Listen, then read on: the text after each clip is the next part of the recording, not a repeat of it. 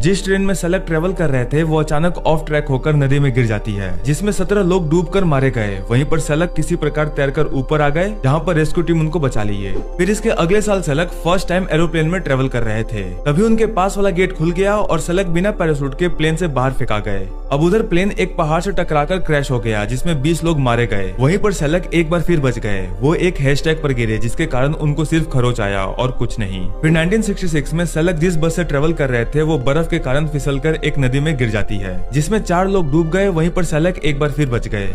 अब सलग सोचे कि शायद पब्लिक ट्रांसपोर्ट सेफ नहीं है, इसीलिए वो खुद की कार खरीदे। सोचे खुद चलाऊंगा, आराम से चलाऊंगा तो कुछ नहीं होगा। लेकिन 1971 में जब वो अपनी कार से ट्रेवल कर रहे थे तब अचानक उनकी कार में आग लग जाती है।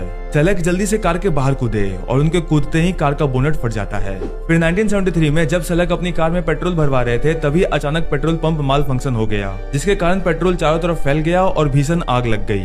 सलग जल्दी से कार से निकलकर भागे, जिसके कारण वो बाल बचे। लेकिन इस बार उनके सर पर बाल नहीं बचे, सब जल गए। अब उनको लग गया कि शायद कार भी उनके लिए सेफ नहीं है, इसीलिए वो किसी प्रकार का व्हीकल एकदम ना के बराबर यूज करने लगे। कुछ सालों तक तो उनका जीवन एकदम शांतिपूर्वक चला, लेकिन फिर 1995 में एक दिन जब वो पैदल रोड क्रॉस कर रहे थे तभी एक बस उनको धक्का मार दी।